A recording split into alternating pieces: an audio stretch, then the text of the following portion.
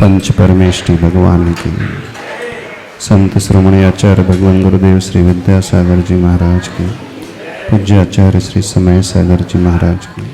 जय बोले परम पूज्य निर्यापक श्रमण श्री वीर सागर जी महाराज की, समस्त वनियारिका संघ की नमोस्तु गुरुदेव।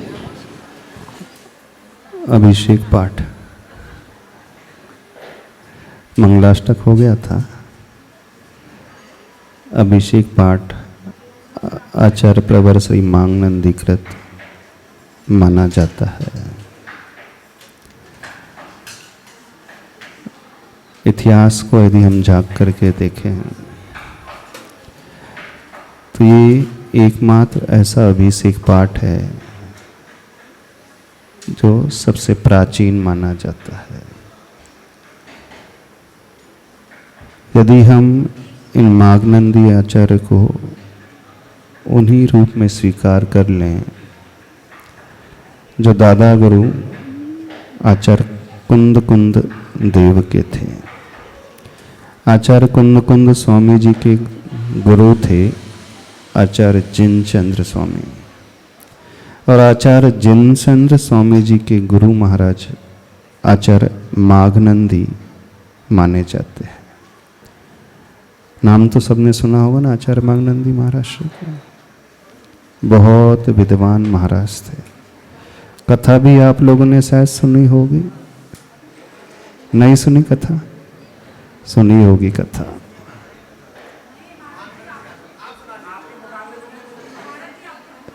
इतिहास को यदि देखें तो यह मांगनंदी जी आचार्य वे ही माने जाते हैं जो जिनचंद्र आचार्य के गुरुदेव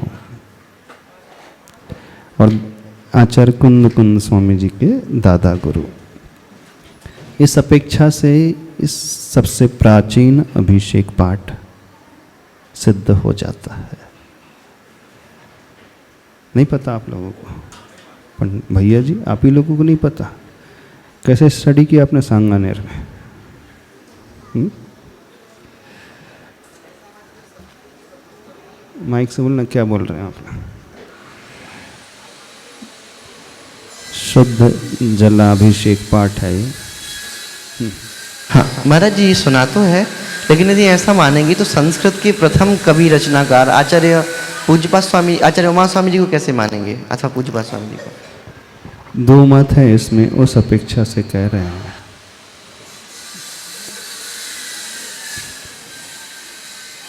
अभिषेक पाठ है, पंडितों के द्वारा लिखा हुआ अभिषेक पाठ और एक आचार्यों के द्वारा लिखा हुआ अभिषेक पाठ। पाठ तो सामान्य से संस्कृत के श्लोक में रचित किया जा सकता है, लेकिन वक्तृ प्रामाण्यात वचन प्रमाणम,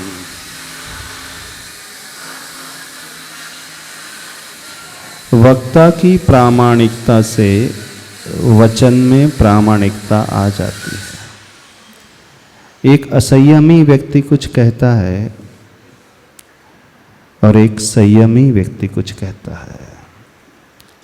हो सकता है कथन एक हो, लेकिन प्रामाणिकता कौन सी अधिक स्वीकारी जाएगी? जो संयमी होता है, इसका आचरण सही होता है। तो पंडितों के द्वारा भी रचित हुए अभिषेक आदि पाठ होते हैं, हो सकता आपको चिंदवाणी में मिल जाए। लेकिन जब आचार्य भगवान के द्वारा जो रचित पाठ होते हैं तो समझना वो सामान्य नहीं, विशेष होते हैं, क्योंकि उनकी साधना है, उनका संयम है। वो जो जीते हैं वो हम सबके सामने शब्दों के माध्यम से गुम्फित करके देते हैं, इसलिए उनकी बात का प्रभाव बहुत अधिक पड़ता है। तो हमें सर्वप्रथम यह देखना चाहिए कि राइटर जो है वो कैसा है, लेखक जो है वो किस भूमिका में है। तो यहाँ जो लेखक है इस अभिषेक पाठ के, वे श्रावक नहीं है, आचार्य प्रवर है। अब एक प्रश्न और उठता है, जो आचार्य स्वयं कभी अभिषेक करते नहीं, उन्हें क्या आवश्यकता पड़ गई अभिषेक पाठ रचने की, लिखने की? बताइए। जिन्हें कभी अभिषेक करना नहीं है, करना आचार्य अभिषेक करते? आचार्य, उपाध्याय, साधु, मुनिराज जो होते हैं, भगवान की प्रतिमा को अभिषेक करते? नहीं करते। तो जो स्वयं नहीं कर सकते क्रिया, और वो क्रिया आप लोगों की है, श्रावकों की है, क्यों उन्होंने रचा? करुणा बुद्धि, बहुत अनुकंपा करके आप लोगों के उद्धार के लिए रचा।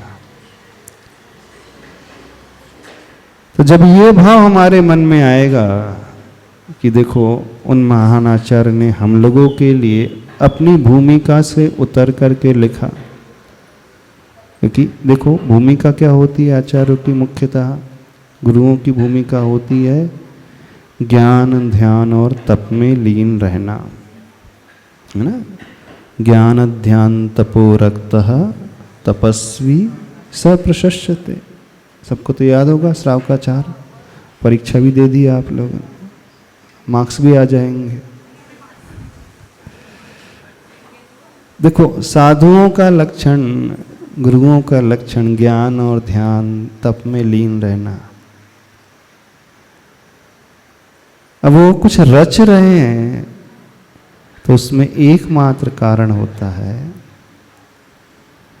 परहित प्रतिपादन। पर का हित कैसे हो, एक बहुत बड़ा लक्षण होता है गुरुओं का, है ना। युक्ति आगम कुशलम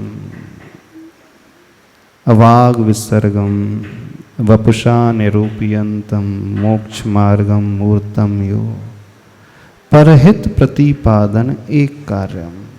ऐसे सरवार सिद्धि ग्रंथ में आचार्य पूज्यपाद स्वामी जी ने टीका में लिखा है।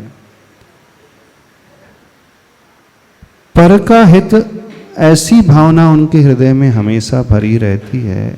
बस उसी भावना को ध्यान में रखते हुए वे रचना करते हैं। यदि वे रचना नहीं करते, अपने साथ अपना ज्ञान लेकर के चले जाते हैं, तो आने वाली पीढ़ी भटक जाती। कोई कंपलसरी नहीं होता है गुरुओं को कि वो रचे ही, लिखे ही। जो ज्ञान उन्होंने पाया है उस ज्ञान को दूसरों को बांटें, दूसरों को सिखाएं। कोई अनिवार्य नहीं है, उनके मूल गुणों में नहीं आता। आचार्यों के मूल गुणों में अथवा साधुओं के मूल गुणों में नहीं आता कि वो प्रवचन दें, कुछ रचना करके दुनिया के लिए कुछ सिखलाएं। बस एक करुणा का भाव, अनुकंपा का भाव, परहित प्रतिपादन का एक गहरा भाव, बस उस भाव से प्रेरित होकर के उन्होंने रचना की और आप श्रावकों के लिए रचना की। जब यह सोचोगे तो आपके मन में बहुमान जागृत होगा उन आचार्य के प्रति, लेखक के प्रति। और जब बहुमान जागृत होगा तो फिर इस क्रिया को करोगे अभिषेक की, और इस पाठ को पढ़ोगे, श्लोक को पढ़ोगे, तो विशुद्धि भी बहुत पैदा होगी। बहुमान जागृत होते ही व्यक्ति एकदम विनयशील हो जाता है, झुक जाता है। और जब तक वो बहुमान जागृत ना हो, वो कभी रिसेप्टिव नहीं होता, ग्रहणशील नहीं होता। यदि हम चाहते हैं कि वो क्रिया हमें सिद्ध हो, आप लोग चाहते हो ना, प्रभु के अभिषेक की क्रिया आपको सिद्ध हो जाए, आपके जीवन में कल्याण के लिए निमित्त बने, चाहते हो कि नहीं चाहते? आपके पापों का प्रक्षालन हो, पाप दूर हो जाए, इसी उद्देश्य को करते हो कि नहीं? लेकर के करते हो ना, कि सोचते भी नहीं कभी? शायद सोचते भी नहीं होंगे आप लोग, पर थोड़ा सा भी यदि सोचो और उसका फल यदि पाना चाहते हो, तो फल की प्राप्ति उस बहुमान की जागृति से होती है। और जब बहुमान जागृत हो जाता है तो व्यक्ति का अहम जो है पूरा विलीन हो जाता है। और जब तक अहम जो है विलीन नहीं होगा, तब तक हम रिसेप्टिव नहीं हो सकते, कभी भी ग्रहण नहीं कर सकते। चाहे अच्छी वाइब्रेशंस ग्रहण करना हो, चाहे अच्छी शिक्षा ग्रहण करना हो, चाहे उस फल को पाना हो। महत्व क्रिया का बहुत कम रहता है। ऐसा नहीं कि क्रिया का महत्व नहीं होता। अभिषेक की क्रिया का महत्व है, नो डाउट।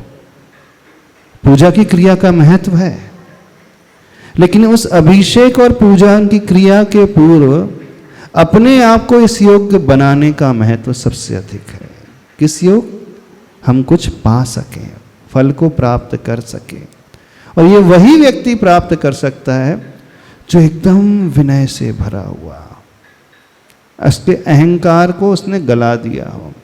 और अहंकार गलता है जब हम सामने वाले को उस बहुमान की दृष्टि से देखते हैं, बड़प्पन की दृष्टि से देखते हैं। तो अभिषेक शुरू करने के पूर्व थोड़े समय के लिए सोचा करो। अभिषेक पाठ पढ़ने के पूर्व यह सोचा करो कि जिस अभिषेक की क्रिया को आप करने जा रहे हो, हम करने जा रहे हैं, जिस पाठ को आप पढ़ने जा रहे हो, उसके रचयिता बहुत महान आचार्य रहे हैं। तो हमारा बहुमान उनके चरणों में पैदा होना चाहिए। आपकी दृष्टि में ये भाव आ जाएगा तो फिर देखना आप अंदर से एकदम खाली हो जाओगे। लेकिन विडंबना ये है, कोई व्यक्ति नहीं सोचता, कोई नहीं सोचता। अपवाद एकाध हो तो बात अलग है। कभी आप में से किसी ने सोचा? कभी आप तो जय जय जय भगवंत जो उठाया ढाला दिए चलते बने, है ना? हर क्रिया के पूर्व में वो क्रिया की सफलता कैसे मिलेगी, इसके बारे में थोड़ा सा सोचना चाहिए। और विशेषकर जब धर्म की कोई भी क्रिया कर रहे हो, आपके 6 आवश्यक की कोई भी क्रिया हो, और सबसे प्रमुख आवश्यक आप लोगों का प्रभु का अभिषेक है, तो इस पाठ को पढ़ने के पूर्व यह बहुमान का भाव लाना। दूसरी बात, यह जो श्लोक आ रहा है वह एक प्रतिज्ञावाचक श्लोक है। इसका पहले उच्चारण कर लेते फिर आगे बढ़ते हैं। वसंत तिलका छंद में लिखा हुआ है, जो छंद भक्तामर अथवा कल्याण मंदिर स्तोत्र का है।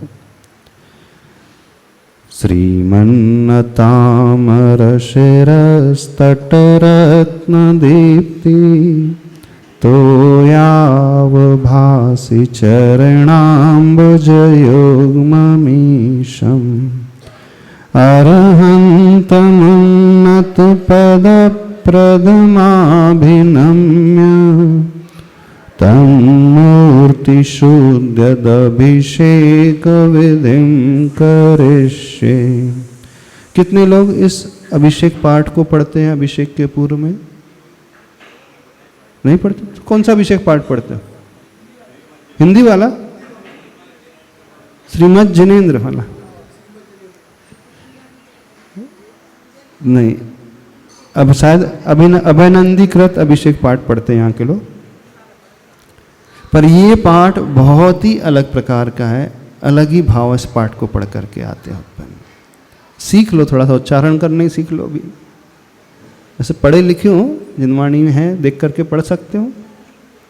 हाँ, नहीं पढ़ पाओगे?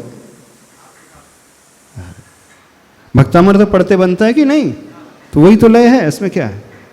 श्रीमन्नतामर शिरस्तट रत्न दीप्ति तोयाव भासि चरणाम्बुजयोगममीशम् अर्हन्तमन्नत पद प्रदमाभिनम्य तन्मूर्तिशुद्धदभिषेक विधिं करिष्ये। अभिषेक विधिं करिष्ये, अभिषेक की विधि को मैं करता हूँ, करूँगा, प्रारंभ करता हूँ। ये अभिषेक की विधि करने के पूर्व का संकल्प है। और प्रायः बिना संकल्प के आपकी क्रिया हो जाती है। बिना संकल्प के, बिना बॉन्ड के ज़्यादा प्रॉफिट नहीं होता। एफडी का जब तक बॉन्ड साइन ना करो तब तक इंटरेस्ट ज़्यादा नहीं मिलता है ना। करंट अकाउंट, सेविंग अकाउंट और एक फिक्स्ड डिपॉजिट अकाउंट, पैसा आपका ही है। 3 प्रकार के अकाउंट्स होते हैं बैंक में। किसमें इंटरेस्ट सबसे ज़्यादा मिलता? Fixed deposit. फिक्स्ड डिपॉजिट का अर्थ है एक बॉन्ड आप साइन करते हैं। आप इस फंड को इतने इतने दिनों तक, वर्षों तक विड्रॉ नहीं करेंगे, अथवा मैं संकल्प लेता हूँ 5 वर्ष तक मैं इस फंड को विड्रॉ नहीं करूँगा। 5 वर्ष तक के लिए आपने उसे सौंप दिया उस बैंक को, है ना, संकल्प। 1 लाख रुपए एफडी में है, 1 लाख रुपए सेविंग में है और 1 लाख रुपए करंट में है। कितना अंतर आ जाता है? ब्याज का कितना अंतर आता है? सेविंग में कितना मिलता है? 3-4%। और करंट अकाउंट में सर्विस चार्ज और जुड़ जाता होगा करंट में, मिलना तो बहुत दूर है ना। अब देखना, पैसा भी आपका है और अनयूज 1 साल तक तीनों में अकाउंट में पड़ा रहे तो एक में आपको डबल मिल रहा है, 5 साल बाद सपोज डबल मिल रहा है, एक में बहुत कम मिल रहा है और एक में कुछ नहीं मिल रहा बल्कि पे करना पड़ रहा। तो सारा खेल किसका है? आपने जो बॉन्ड साइन किया उसका है, संकल्प का। ऐसे ही यहां पर इस संकल्प का खेल है। हे भगवान, मैं अब अभिषेक का संकल्प लेता हूं, अभिषेक की विधि शुरू करने का संकल्प लेता हूं। क्यों संकल्प लिया जाता है? कि बीच में छोड़ करके भागूंगा नहीं, है ना, बीच में बॉन्ड में तोड़ूंगा नहीं, इसलिए ना। आवश्यकता है आपकी फंड की, फिर भी आप विड्रॉ नहीं कर सकते। क्यों? क्योंकि आपने साइन कर दिया है। अब यहां पे आप बिना संकल्प के शुरू हो जाते हो अभिषेक करना। तो जहां बिना संकल्प के शुरू हो जाते हो तो आपके पास लिबर्टी होती, आज़ादी होती, जब चाहे आप छोड़ करके भाग भी सकते हो और भाग जाते हो। छोड़ करके भाग जाते हो कि नहीं? वैसे नहीं छोड़ते हैं, आवश्यकता पड़ती तो छोड़ भी जाते हैं। होता है ना ऐसा। सिर्फ एक संकल्प लेने से कितने भी अर्जेंसी क्यों ना आ जाए, आप नहीं छोड़ोगे। पूरी तो कर लूंगा मैं, प्रोसेस को पूरी करूंगा, फिर बाद में छोड़ करके जाऊंगा। अर्थात संकल्प लेते ही अब आप बंध जाते हैं। बंधने का अर्थ है आपका समर्पण उसके प्रति आ गया। और जहां ही समर्पण का भाव आता है तो वहां फिक्स हो जाता है कि व्यक्ति ने इन प्रभु को महत्व दिया है, इस अभिषेक की क्रिया को महत्व दिया है। ऐसे पूजा में भी होता है। पूजा में भी शुरू करते हो तो संकल्प लेते हो, 9 बार नमो कर्म नहीं करते। आप ठोने में चावल चढ़ाते हो, संकल्प ही तो है। हर क्रिया के पीछे कुछ ना कुछ रहस्य छिपा होता है, उस रहस्य को पकड़ना सीखिए। और विडंबना है, इस रहस्य को अधिकांश लोग नहीं पकड़ते, नहीं पकड़ते, बिना से समझे ही करना शुरू कर देते हैं। और फिर इसका फल ये होता है कि जो मिलना चाहिए लाभ वो नहीं मिलता है, फिर बाद में शिकायत करते हो। हम वर्षों से पूजा कर रहे हैं, सुना तो तब पूजा करने से ये हो जाता वो हो जाता है। उच्चैर गोत्रम प्रणतेर भोगो दानात उपासनात् पूजा भक्ति सुंदर रूपम स्तवनात् कीर्ति तपो निधिसु। हम पूजा करने से सब कुछ मिल जाता है, लेकिन हमें तो कुछ मिल ही नहीं रहा। कितने लोगों की प्रॉब्लम है, ये शिकायत है। अथवा हम इतना समर्पित होकर के इतने समय से भगवान की अभिषेक पूजा की विधि को कर रहे हैं, लेकिन हमें मिल ही नहीं रहा, हमारी जिंदगी की परेशानियां दूर ही नहीं हो रही। तो समझना कहीं ना कहीं बहुत बड़ी कमी व्यक्ति कर जाता है, और वो कमी है संकल्प न ग्रहण करने की। तो बहुत महत्वपूर्ण है ये प्रारंभ में संकल्प लेना। बस तो यहाँ पर कहा जा रहा है अभिषेक विधिम करिष्ये, करिष्ये अभिषेक की विधि को करूँगा। किसकी? तन मूर्तिषु, उन प्रतिमाओं की अभिषेक विधि को करूँगा। प्रतिमाओं में अब यहाँ प्रतिमा का अभिषेक हो रहा है, जन्माभिषेक नहीं हो रहा है। कोई अभिषेक करने का कौन सा पाठ पढ़ते हैं? सुरपति ले, ये जन्माभिषेक का पढ़ते हैं ना? कितने लोग पढ़ते हैं? अब बंद हो गए। सुरपति ले, वो जन्माभिषेक की तैयारी सुरपति यानी सौधर्म इंद्र, वो देवता लोग के इंद्र जो कर रहे हैं। आप जो है यहाँ जन्माभिषेक नहीं कर रहे, प्रतिमा अभिषेक। क्या लिखा गया? तत् मूर्तिषु यद अभिषेक, तद अभिषेक विधिम करिष्ये, उन मूर्तियों के ऊपर मैं अभिषेक विधि कर रहा हूं। कई लोगों को ये भ्रम हो जाता है, वो पांडुक शिला है ना, पांडुक शिला है ना, तो पांडुक शिला में कहाँ बैठते भगवान? कब बैठते हैं? जन्माभिषेक में बैठते हैं। तो हमने भी 3 कटनी वाली पांडुक शिला बैठाई है। तो पांडुक शिला का अर्थ है तीर्थंकर बालक, ऐसा है क्या भैया जी? क्या पूछना है?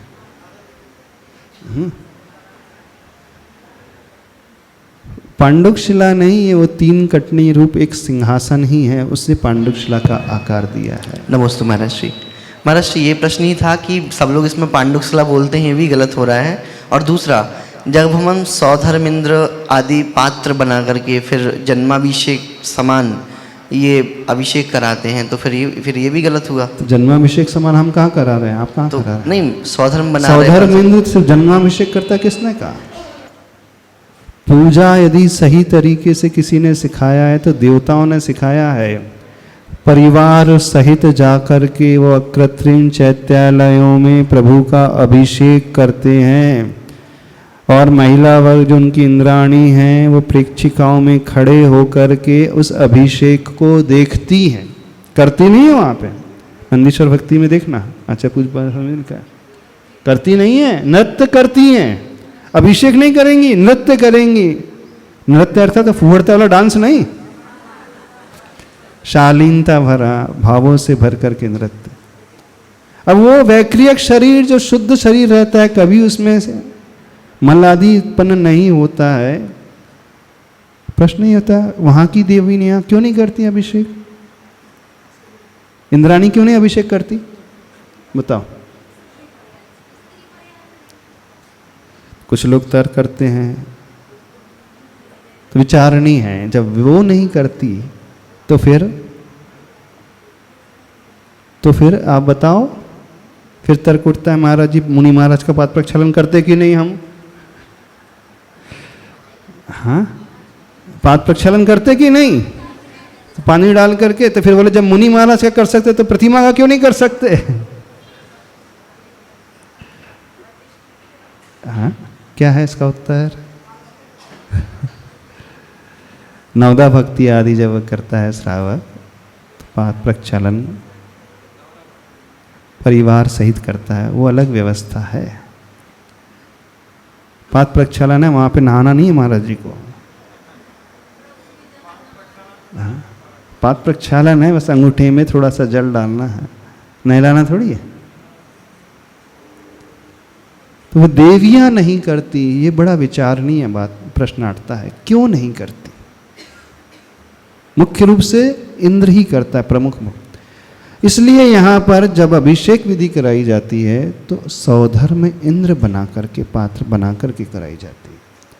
मनुष्य भी करता है, पर स्थापना निक्षेप से वो सौधर्म का रूप धारण करता है और उसकी विशुद्धि बहुत बढ़ती है। और अभिषेक में वो इंद्र कभी अकेला नहीं जाता, परिवार सहित। और आप लोग अकेले आते हो, परिवार को छोड़ करके आते हो। जब सौधर्म में बनता है तो टूटे फूटे मुकुट नहीं पहनता, टूटा फूटा मुकुट पहनता है सौधर्मेंद्र, स्वर्णमयी रत्नमयी उस वेशभूषा में बड़े अलंकार को धारण करके सुंदर से सुंदर वस्त्र धारण करके करता है।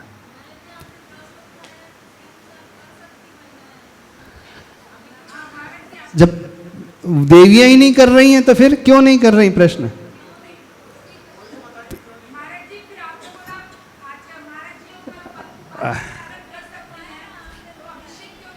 नवदा भक्ति जब करते हैं ना तो वो परिवार सहित करते हैं, वो पाद प्रक्षालन एक अलग है। तीर्थंकर बालक वो तो संयमी है, भगवान थोड़ी है। तीर्थंकर बालक जन्माभिषेक सारा के सारे देवता लोग ही करते हैं, वहां पे भी देवियां नहीं करती, वो सच्ची नहीं करती कभी भी। पांडुक शिला में बैठा हुआ जो तीर्थंकर बालक है उसका अभिषेक सौधर्म की सची करती है? नहीं करती है, गोदी में उठा रही है, वो उसे तैयार कर रही है, श्रृंगार कर रही है, लेकिन अभिषेक नहीं करती वो। वही तो प्रश्न, क्यों नहीं करती है? आप बताओ उत्तर।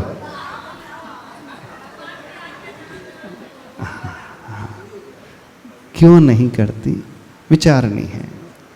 बाकी आप समझदार हो, क्या करना है क्या नहीं करना है। हाँ,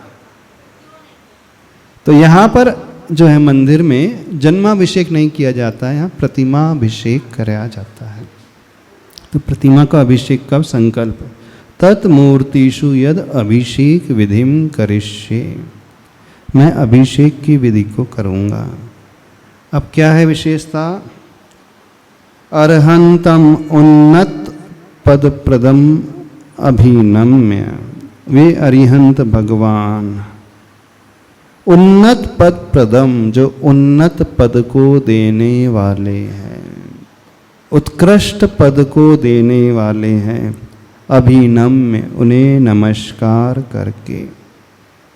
कौन उन्हें नमस्कार करता है? तो ऊपर की दो पंक्तियों में वर्णन आता है। श्रीमत नत अमर शिर तट रत्न दीप्ति, तोय अवभासी चरण अम्बुज युग्मम ईशम। इसका अर्थ तो समझ में आ रहा है कि नहीं? श्री से संपन्न, लक्ष्मी से संपन्न, नत यानी झुका हुआ है। कौन? अमर का सिर, वो देवताओं का सिर झुका हुआ है। और कैसे है? अमर सिर तट, अमर रूपी सिर के तट में रत्न की दीप्ति रूपी जल, वो वहाँ पर उससे सुशोभित है। यानी कभी भी प्रभु का अभिषेक खाली सिर नहीं करना चाहिए, मुकुट बांध करके करना चाहिए। और आप लोग मुकुट ही नहीं बांधते हो, सिर भी नहीं ढकते हो, नहीं ढकते ना। ऐसे वे प्रभु हैं जिनके चरणों में वे अमर झुक रहे हैं। हमारे प्रभु सामान्य नहीं है, अरे गरे नत्थु गरे नहीं है, विशेष है। जो सौधर्म इंद्र भी जिनके चरणों में झुकता है। और आप किसके चरणों में झुकते हो? उन देवी देवताओं के चरणों। वो इंद्र उनके चरणों में झुक रहा है जो वीतरागी है, जिनके पास स्वयं कुछ नहीं है बाहरी, लेकिन भीतरी सब कुछ है। तो उनके चरणों में झुकता है। और वह किस प्रकार से झुकता है, क्या विशेषता है? तो उस रत्न की दीप्ति से, उस मानो उस जल से ही वो उनके चरण कमल युगलों का प्रक्षालन कर रहा है। इस प्रकार से वह सौधर्म अथवा अन्य देवेंद्र की विशेषता बताई गई है।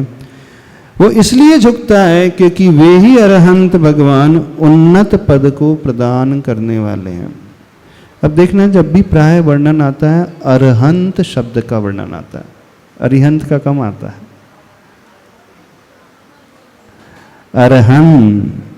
अरहंत, क्या अंतर है अरिहंत और अरहंत में?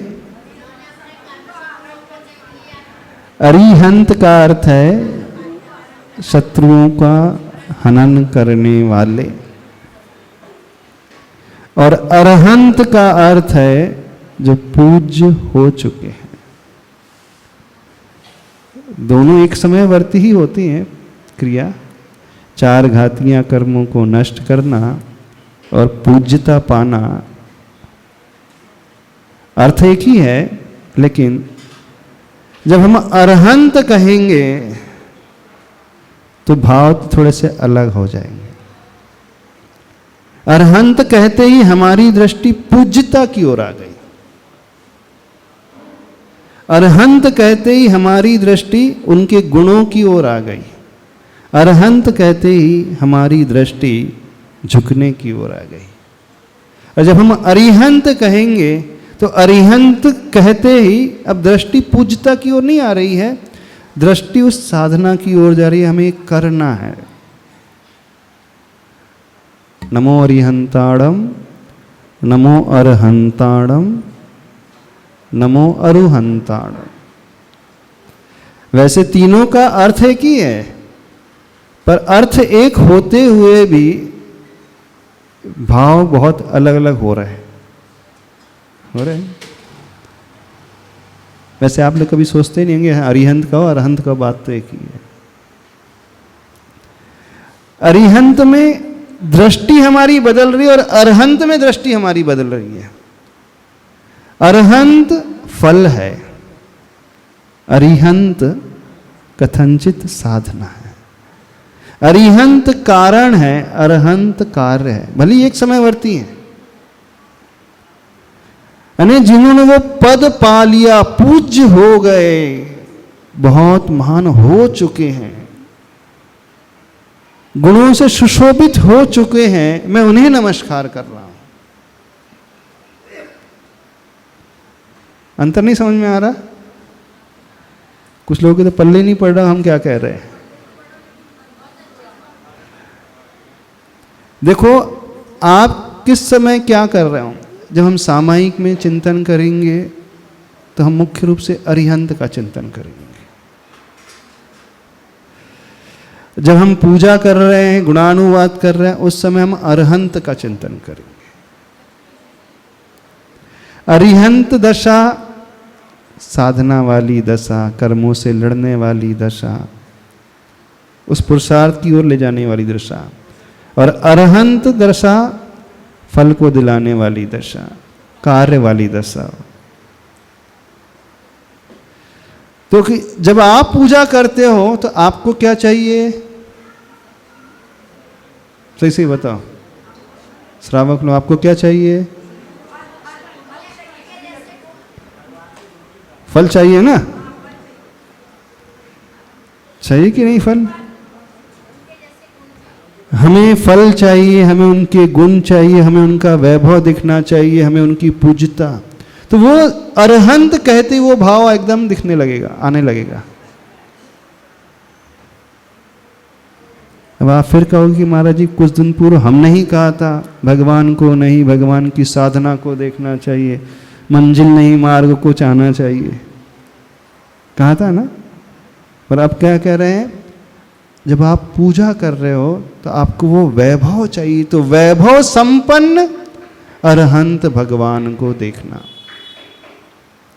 और जब आपको व्रत उपवास तप आदि करना हो,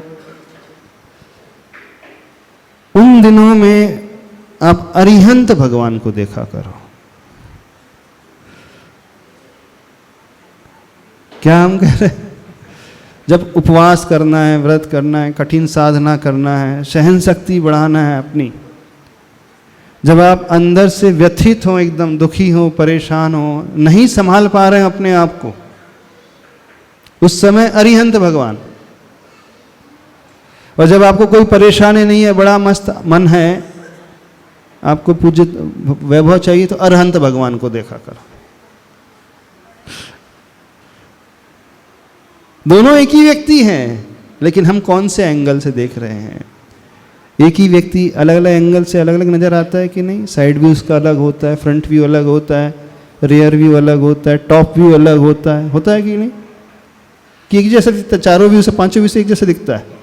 अलग अलग दिखता है। एक ही व्यक्ति होते हुए भी उसमें कई पहलू छिपे हुए होते हैं। हम कौन से पहलू को चाह रहे हैं? अब देखो, आचार्य भगवान ने अरहंत शब्द लिखा है और श्रावकों के लिए वैभवशाली अरहंत चाहिए। श्रावकों के लिए साधना वाली अरहंत नहीं चाहिए। नहीं, साधना वाले भी आवश्यक हो सकते हैं। कब? जब उससे बहुत कोई व्रत नियम आदि पालन करना है ना, अपनी सहन शक्ति को बढ़ाना है, मन को संभालना है। जब अंदर से दुखी है, परेशान है, उस समय अरिहंत भगवान को देखा करो।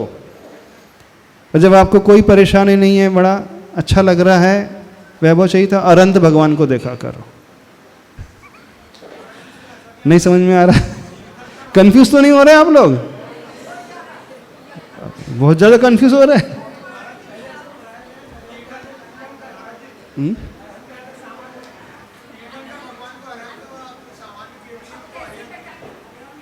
भगवान तो वही है। हम किस परिस्थिति में, उस परिस्थिति का आकलन करते हुए भगवान को देखना है। जब आप भरपूर भर करके बड़े अच्छे उत्साह उमंग से आ रहे हो, मन बड़ा प्रसन्न है, तो अरहंत भगवान अर्थात समव शरण में जो बैठे हुए अरहंत भगवान है, 12 सभा लगी हुई, अष्ट प्रातिहार से मंडित है, सब लोग गुणगान कर रहे हैं। वो सौदर मिंद्र आनंद नृत्य कर रहा है, तांडव नृत्य कर रहा है, खूब अच्छे से खुश होकर के पैरों पे गिरा हुआ है। उस समय अरहंत भगवान। और जब आपका मन दुखी है, परेशान है, उस समय अरिहंत भगवान। क्यों? क्योंकि जब अपने को हम, यदि हमें कोई सामने वाला अपने जैसा मिल जाता है तो ट्यूनिंग अच्छी हो जाती कि नहीं? एक दुखी को तो दूसरा दुखी मिल जाता है तो मन थोड़ा सा संभल जाता है। एक फेलियर स्टूडेंट है, दूसरा भी उसको मिलता है, तू भी फेल है, चलता, फिर तो चलते हैं, कोई फर्क नहीं पड़ता है। होता है ना महाराज जी? अरिहंत का मूल अर्थ हमने जैसे पढ़ा है जहां भी, कि 4 घातीय कर्मों को जिन्होंने नष्ट कर दिया है, हाँ। वे अरिहंत होते हैं। हाँ। तो अरहंत का ऐसा मूल अर्थ क्या आएगा? अरहंत का मूल अर्थ होता है जिन्होंने अनंत चतुष्टय को पाया है, समव शरण वाली विभूति से सहित हैं, पूज्य हो चुके हैं, गुणों के भंडार हो चुके हैं, वो है अरहंत का अर्थ। पूज्यता जिन्होंने पाई है। अरिहंत जो है कारण है और अरहंत जो है कार्य है, बस इतना अंतर है दोनों एक ही व्यक्ति। अरिहंत यानी साधना वाले वे मुनि महाराज, पार्श्वनाथ भगवान उपसर्ग को सहन कर रहे हैं कमठ के जीव को, वो पार्श्वनाथ भगवान। तो जहां जिस मंदिर में रूखी से सुखी बेदी होती है ना, बिना प्रातिहार वाली, वो साधना वाले पार्श्वनाथ भगवान हैं। और जहां अष्ट प्रातिहार वाली वेदी होती है, वो समव शरण वाले पार्श्वनाथ भगवान है। तो आपको कौन से चाहिए? कौन से चाहिए? डिपेंड करेगा।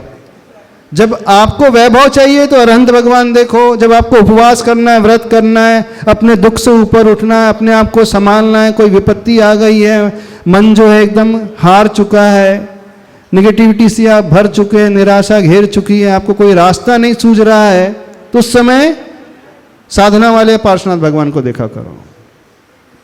पार्श्वनाथ तो वही है। लेकिन हमें क्या चाहिए? तो यहां पर जो वर्णन किया जा रहा है अभिषेक विधि का, उसमें अरहंत भगवान को लिया जा रहा है, क्योंकि प्राय श्रावक वैभव संपन्न प्रभु को दिखता है, दर्शन करता है, पूजा करता है। अब तो समझ में आ गया?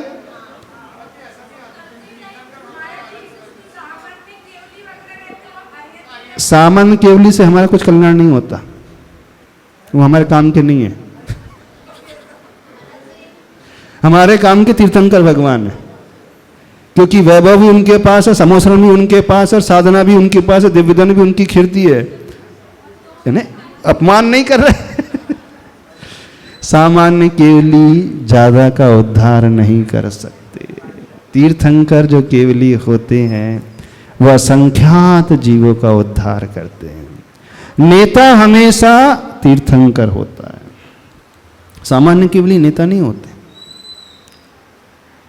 नेता भी अपना कल्याण करते, सामान्य के लिए भी कल्याण करते हैं। देखो, जो मोक्ष मार्ग का नेता है वो तीर्थंकर होता है। अब जो मुनि संघ का नेता है वो भी मुनि महाराज है, संग में जितने मुनि महाराज और नेता है उनके में घर में उनके पास भी मुनित्व पना है, सब कुछ है, लेकिन प्रभावना नेता करेगा, सामान्य मुनि जी नहीं कर पाएंगे। इस कारण जो नेता होता है उसके लक्षण अलग आते हैं मूलाचार में।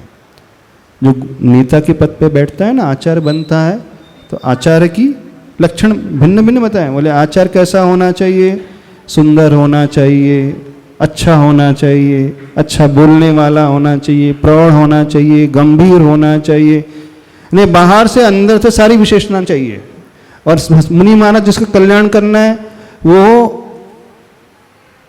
कौन सा संस्थान भी ले ले, कौन सा संस्थान, हुंडक संस्थान भी हो तो चल जाएगा, नहीं अष्टांग जिसके वक्र हैं, आड़े टेढ़े हैं, कोबड़ भी निकली है, झुककर भी चल रहे हैं, तो वो स्वयं का कल्याण कर लेंगे, लेकिन उनके दर्शन करके सारी दुनिया नहीं आएगी। किसके दर्शन करके आती थी, आचार्य के दर्शन करके आती थी ना सारी दुनिया। तो अपना कल्याण व्यक्ति अपना कर सकता है, उसमें किसी कुछ ज़्यादा लेना देना नहीं है, लेकिन जो नेता होता है उसकी विशेषता है, उसके पास भीतरी वैभव के साथ साथ बाहरी वैभव भी चाहिए, बाहरी तामझाम भी चाहिए। तो मनोज्ञ का अर्थ क्या है, पंचम काल की मनोज्ञ की दीक्षार्थी अलग है, चतुर्थ काल की दीक्षार्थी अलग है। छह संस्थान वाला केवली हो सकता है, पंचम काल में नहीं है। और उसमें भी जो आचार्य बनेंगे वे अलग विशेषणा को लिए हुए होते हैं। आचार्य नेता होते हैं, लीडर होते हैं।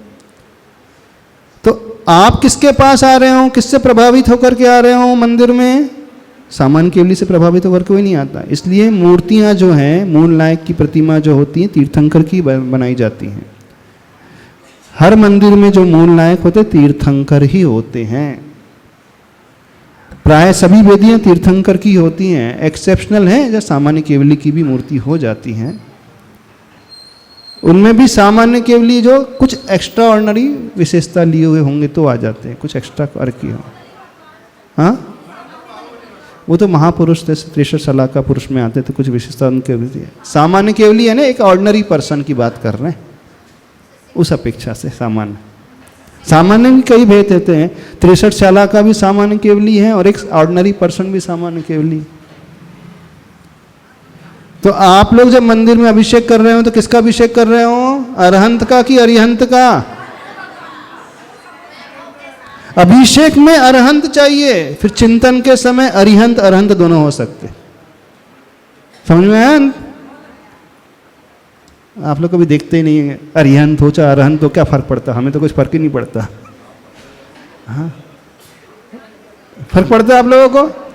बताइए क्यों पंकज, फर्क पड़ता है? नमोरियंतणम कहो, नमोरियंतणम करो। और एक तीसरा और है नमो अरुहंताड़म। दादा गुरु आचार्य प्रवर ज्ञान सागर महाराज जी जब मंगलाचरण करते थे तो 3 बार कहते थे, एक बार नमो अरहंताड़म, एक बार नमो रिहंताड़म और एक बार नमो अरुहंताड़म। अरुह का अर्थ है जिनका अब जन्म नहीं होगा, ऐसे वे प्रभु। भावार्थ एक ही है लेकिन विवक्षा बदल जाएगी। तो यहाँ संकल्प है, इस पहले श्लोक में संकल्प ग्रहण किया गया है। कौन सा संकल्प? अरहंत भगवान की प्रतिमा का अभिषेक करने का संकल्प मैं ले रहा हूँ। और जब भी संकल्प लिया जाता तो क्या किया जाता है? जब आप कोई नियम लेते हैं, व्रत लेते हो तो क्या करते हैं? 9 बार नमोकरण पढ़ते हो कि नहीं? तो वही आ रहा अथ पौर्वाणिक।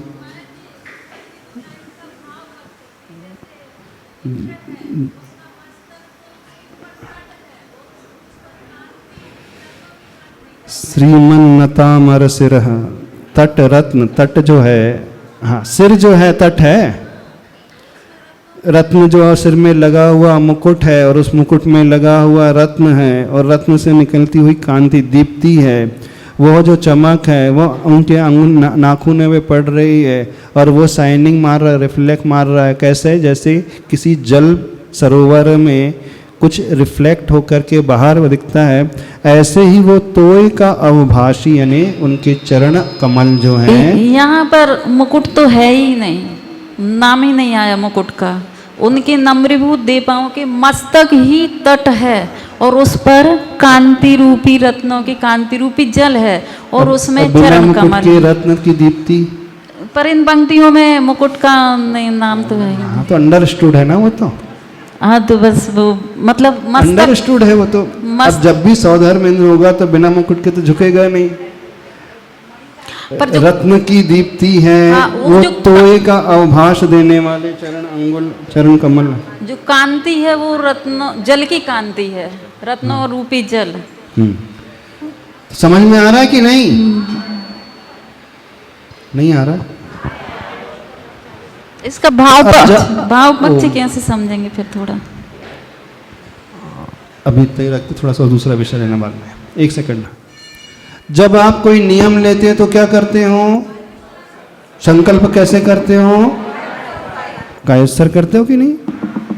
जब आप गुरुजी से भी नियम लेते थे तो आप ही नियम कर लेते थे, तो संकल्प कायस्तर नहीं करते थे? आचार्य से भी कायस्तर करते थे कि नहीं? करते थे। यहाँ पर वही कह रहा, अथ पौरवानिक देव वंदनायाम पूर्वाचार्यानुक्रमेण सकल कर्म क्षयार्थम भाव पूजा भाव वंदना भाव स्तव समेतम श्री पंच महागुरु भक्ति पुरस्सरम कायोत्सर्गम कुरुवेहम। क्या हुआ? पौर्वानिक यानी जब प्रातः काल आप अभिषेक कर रहे हैं और दोपहर को कर रहे हैं तो फिर वहाँ अपराह्निक शब्द आ जाएगा। दूसरी बेला में जब विधान करते हैं दोपहर के समय तो वहाँ अपराह्निक आ जाएगा। उस वंदना के समय पूर्वाचारों के अनुक्रम से, जैसा उन्होंने बताया है, सकल कर्म के क्षय के लिए भाव पूजा भाव वंदना और भाव स्तव से सहित भाव को प्रमुखता देते हुए क्या कर रहे हैं? पंच परमेष्टि की भक्ति पूर्वक मैं वंदना करता हूँ अथवा कायोत्सर्ग करता हूँ। तो संकल्प जो है 9 बार नमोकार मंत्र से, अथवा दूसरा अर्थ पंच परमेष्टि की भक्ति पूर्वक वो 9 बार नमोकार मंत्र पढ़ करके किया जाता है। अब आपने एक कायोत्सर्ग कर लिया तो आप तैयार हो गए हैं। अब आपने बॉन्ड साइन कर दिया है। कौन सा बॉन्ड? अभिषेक मैं करूँगा। समझे कि नहीं? अब इस श्लोक को बहुत अच्छे से पढ़ो। और जो लोग बीच में सम्मिलित हो जाते हैं अभिषेक में, वो बिना बॉन्ड के करंट अकाउंट में पैसे जमा कर रहे हैं और उससे इंटरेस्ट पाना चाह रहे हैं, तो बीच में नहीं, ये संकल्प लेकर के फिर इसके बाद जो है अगला श्लोक आएगा। थोड़ा सा दूसरा विषय रखना है, रख दे। कल क्या है?